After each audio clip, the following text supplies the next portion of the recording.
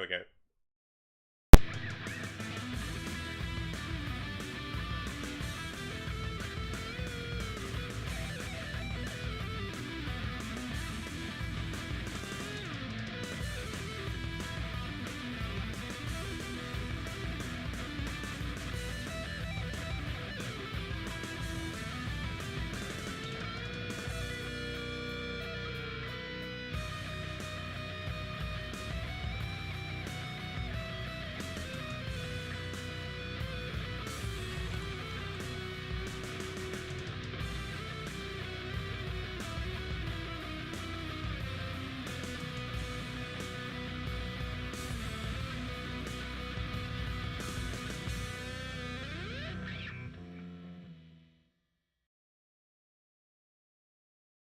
Okay guys, as I said, let's get ready with the next game very quickly. Okay, so this is going to be a game for Foreign Brood Wars A Life in this series. It's going to be between fighting for fighting for Foreign Brood War. AllAndArlTY is going to make his debut in the STPL. That's going to be a lot of fun to see how he plays, and he is going to be against Non, a very strong Terran, so this could be a very interesting match to see. And the map of choice for this this one here is going to be on Grand Line SE. Now, Grand Line SE, a very cool map, 4 corners, 4-player map, 2 island bases on 9 and 3 o'clock. Mineral only thirds, so kind of like Circuit Breaker. Nothing too crazy there, and of course you do have gas bases at 12 and 6. I think they're full gases on all the bases, so nothing crazy like that or anything. Now, TBC so far throughout the tournament has shown to be pretty favoured for Terran, but more favoured for Zerg over Protoss, and very even, although there's only been 2 games. For PBT, we're going to see a TBC here, so let's see how Non is going to approach this game, and how AllAndArlTY is going to approach this game, knowing his team is 2-0 down. It's all or nothing. This is match point for Non. If Non wins this, they will win the series, of course. If they do win the series and there's a 4th game, I will cast it. I've said that before. I will cast every single game that gets sent to me to do with the STPL, so don't send me random games because I don't really have enough time, unfortunately, for that. But I would happily set up another day to cast those if I had some more time, but I need a break every once in a while. Let's actually head on over to the game. Let's pause this music. And let's get going, guys, with the 3rd game of the series.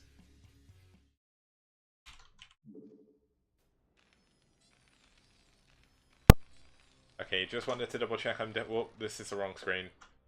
Glad I checked. There we go, we have the GLHF coming up for AllAndArlTY, or Alan. I'm gonna call him Alan because that's what he says. It's AllAndArlTY is what his name is, but his capitalization is all over the place. It makes it really confusing. So he is going to be known as Alan. But to start us off in the bottom left position, we do have the Red Terran fighting for ReV. It's going to be Non. And spawning as his opponent as the Green Zerg. Nice color contrast here. I do apologize if we do have any colorblind viewers. Hopefully this doesn't make this too difficult for you. But it's going to be our Green Zerg fighting for Foreign Brood War All-Stars. It's going to be Alan. Now, as I said, this is match point for Non. A lot is riding on this map for Alan and FBW. Of course, they did lose. No, wait. Did they win their first game? I can't remember. I've seen so many games recently that it's kind of hard to keep track of all of them. But regardless, this is sort of do or die for Alan now. He's going to have to show a good showing against Non. And that is going to be difficult. Non is a very good foreign Terran player. And it looks like Non is going to go for a normal build. Possibly going to go for... I mean, surely he's not going to go for a... 14cc. He's going to go for a 14cc. Non is playing incredibly ballsy. Actually, a 9 pull coming up for Alan. This could be a very cheeky win for Alan here. But just to answer you, Micro DK, basically each team captain submits me a lineup the week before. I announce the maps like a little bit before play day of the previous week, and then they get me the matchups for Monday. Oh man, Alan didn't build his Overlord. Oh no, this could be pretty bad. But then again, he is going to be able to build this hatchery. So going to be 9 pool into a 10 hatch. This is actually starting to gain a little bit more traction. I've seen 10 hatcheries in CBT from watching like pro streams and everything. But basically, the captains send me the lineups and everything. They get announced before the playday, then they play either before the playday, just slightly after the playday, or on like the default time. Looks like we're going to have a 14cc into 2 barracks. For non, very, very important that you get those 2 barracks up as quickly as humanly possible, or these lings can ruin your day. But that supply block into the late Overlord may have actually cost Alan a very, very quick win. Looks like the Lings are going to move across the map. Going to see what they can try and do. I believe Non just saw the Overlord, so he's going to know exactly where his opponent spawned. And unfortunately for Alan, he is not. So he did not notice the SCV. And as you can see, the Lings have been split up. Now this is going to be very, very good for Non. He's going to be able to pull his SCVs back to the ramp, knowing that there is Lings on the way. And as you can see, he pulls them back immediately back into his main. He's going to stop them on the ramp. He has a Marine now. His first 2 barracks have finished. And this could be a very, very quick and well-made defense for Non, actually. Now, the good thing is, Alan isn't going all in. He's actually started to drone up at his bases. We should have a couple of drones coming up at the natural. He's adding on a 3rd hatchery. Of course, Non is going to be able to scout this with the SCV and everything. But there will be a bunker coming up at the natural as well. Just making sure that he's perfectly safe. He does scout that there is 3 hatcheries, but there are variants where you do go for a crazy 3-hatch speedling all in. I've actually died to that on ladder before, and it is very, very, very annoying to die to. So you do need that bunker very quickly, especially if you go for a 14cc as well. Your Marines are a little bit delayed. You of course do get the 2nd barracks up very quickly, but it looks like we will have 2 racks Academy coming in for Non here. It doesn't look like we're going to see any 5 racks from him. He would have built the engineering bay by now. But I can't help but feel the Academy is quite late. I guess this is probably going to be the Academy. No, it's not. Where is the Academy for Non? Looks like he's actually just going to push out with 2 racks just of Marines. And Alan, of course, is actually going to add 2 creep colonies on immediately. He is skipping drones to get a lot of Lings. Of course, the SCV is still alive in the main base. Going to scout the lair timing. Very important to do. Even going to be able to scout the 2nd gas timing as well. And this 2nd gas timing is going to lead to some muteless play here by Alan. I'm not sure if Non went down far enough to see that. But Non is in a very, very good position right now. He finally does have the Academy on the way. This is incredibly late for 2 racks Academy. His macro failing him just a little bit. His money actually quite high for a Terran player at this point in the game. Looks like the SCV production hasn't been perfect, but you know what? None of us are. Brood War is an incredibly hard game, and even though Flash, the best player in the world, does look mechanically perfect, even he makes mistakes every once in a while. This is just how difficult this game is. But you know what? It's a lot of fun. If you're watching this and you've not played Brood War before, please do not get put off by the fact it's a 1v1 game. It's not just a 1v1 game. There's a lot of team games you can play.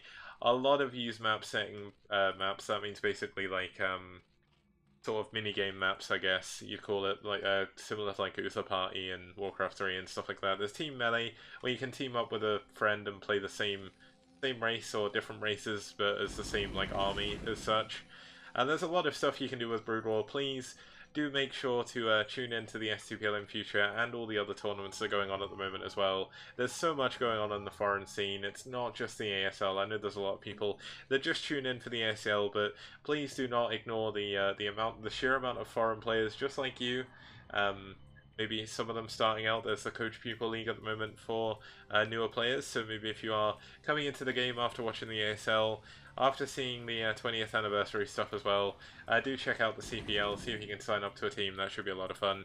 But looks like Non gonna add on some Firebats before some Medics here, which are kind of interesting. But he will have a fairly sizable army. Gonna go up to 4 racks into a factory. This will allow him to take a very, very quick starport and vessels as well, while build up his Marine Medic count to the point he can use it to push across the map.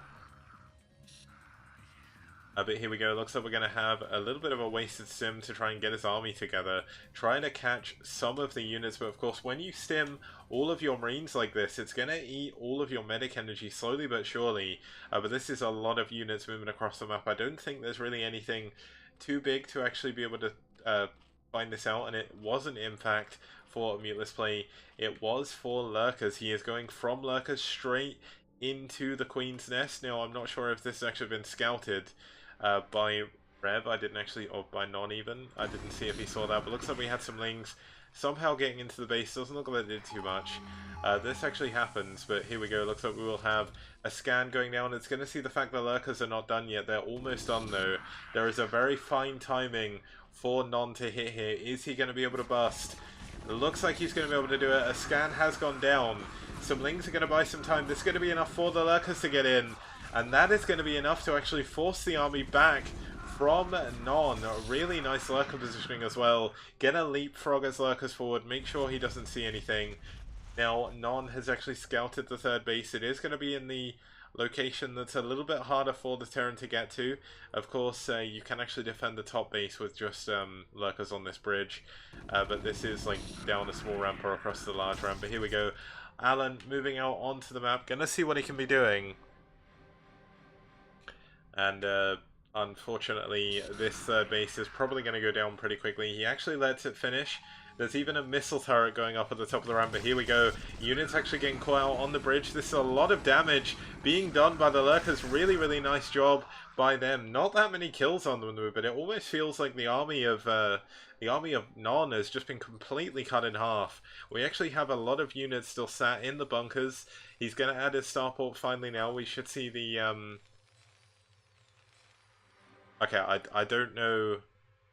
Oh, I guess he paused it or something. He was saying go, but he mispronounced everything. But here we go. Oh my god, a bunker and a turret at the top of the ramp. Just to add insult to injury. He's going to be able to fall back to this, and how on earth is Alan going to be able to get back to defend his base now? Of course, he can save the third base if he does send enough units in, but there's no links here. And this third base is taking a lot of damage. Looks like we will have some units trying to come in to reinforce. Possibly going to go for a counter-attack, but here we go. Looks like he's going to jump on the bunker. 3 lurkers going to be enough to deal with all of those. And the hatchery going to survive. Really nicely played by Alan there. We should have the hive already up. We do. We actually have... You know what? I don't know.